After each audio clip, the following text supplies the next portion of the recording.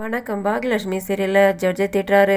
பொய் புகார் கொடுக்கறதுக்காக இங்கே வந்தீங்களா? போலீஸ்காரங்களை பிடிச்சி திட்டுறாரு. இவர் எல்லாத்தையும் விசாரிச்சுட்டு வந்துட்டு எதுவும் கம்ப்ளைண்ட் பண்ணுறதுக்கு பதிவு பண்ணுறதுக்கு நீங்கள் ஏற்பாடு பண்ண மாட்டீங்களான்ட்டு இவர் எல்லாருக்கும் திட்டிட்டு சொல்கிறாரு. மொய் வந்து சொன்னதுனால இங்கே ஈஸ்வரி தப்பு பண்ணலன்னு தெரியுது, அதனால் இந்த கேஸை தள்ளுபடி பண்ணுறேன்னு அவர் சொல்கிறாரு. இது கேட்டதும் ராதிகா அவங்க அம்மாவும் ஷாக் ஆகுறாங்க. பாகியா குடும்பத்தில் எல்லாருமே சந்தோஷப்படுறாங்க. அதுக்கப்புறமா பாகியா குடும்பத்தோட வெளியே வந்து நின்று பேசிக்கிட்டு இருக்காங்க. செல்வி கேட்குறாங்க, நீங்கள் எப்படிக்கா போயிட்டு மையோ கூட்டிகிட்டு வந்தீங்கன்னுட்டு. அவங்களும் பழனிசாமியோட போயிட்டு தான் கூட்டிகிட்டு வந்தோம், இவர் தான் என்னோட உதவியாக இருந்தாருன்னுட்டு எல்லாமே காரணத்தை தான் நடந்திருக்குதுன்ட்டு பழனிசாமி சொல்கிறாரு. மயு அப்படி அவ்வளோ சீக்கிரமாக வீட்டுக்கு வந்தால் அந்த நேரத்தில் நீங்கள் போயிட்டு அவ்வளோ பார்க்கில் பார்த்தீங்க.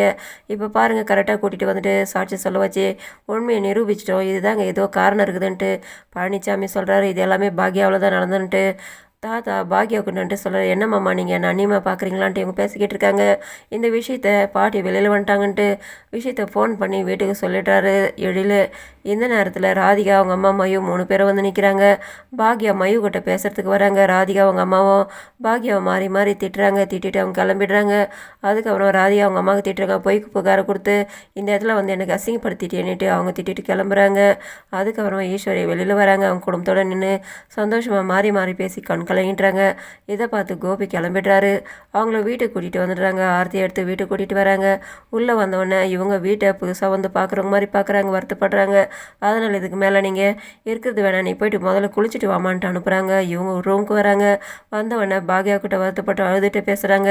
நான் இங்கே வராமலே போய்டுவேன்னு உங்களெல்லாம் பார்க்காமலே போய்டுவேன். நான் பயந்துட்டேம்மா, உள்ளவே இருக்கிறதுக்கு எனக்கு பயமாக இருந்தது. நான் கோபி தான் முக்கியம் நினச்சி போனேன். அவன் என்னை ஜெயிலில் தள்ளிட்டான். ஆனால் நீ தாம்மா எனக்கு ரொம்ப சாமி மாதிரி இருந்தேன், என்னை வெளியில் கூட்டிகிட்டு வந்தேன்னு நன்றி சொல்லி இவங்க அழுகுறாங்க. நீ எனக்கு மருமகளை கிடைக்கிறதுக்கு நான் கொடுத்து வச்சிருக்கமானிட்டு அதை கேட்டு அவங்க சமாதானப்படுத்துகிறாங்க. நீங்கள் இதெல்லாம் பெருசுப்படுத்தாதீங்க, நீங்கள் முதல்ல ரெடியாக அவங்க குளிச்சுட்டு வாங்கன்னிட்டு இவங்களும் குளிச்சுட்டு வந்து உட்காந்துட்ருக்காங்க. பாக்யா வந்து அவங்களுக்கு ரெடி பண்ணுறாங்க, தலையெல்லாம் வாரி. அதுக்கப்புறமா சொல்கிறாங்க, இருங்க அத்தை, நான் உங்களுக்கு சாப்பாடு எடுத்துகிட்டு வரேன்னிட்டு வேணாமான்னு சொல்லி பார்க்குறாங்க. நீங்கள் சாப்பிட்டே ஆகணுன்ட்டு அவங்க போயிடுறாங்க.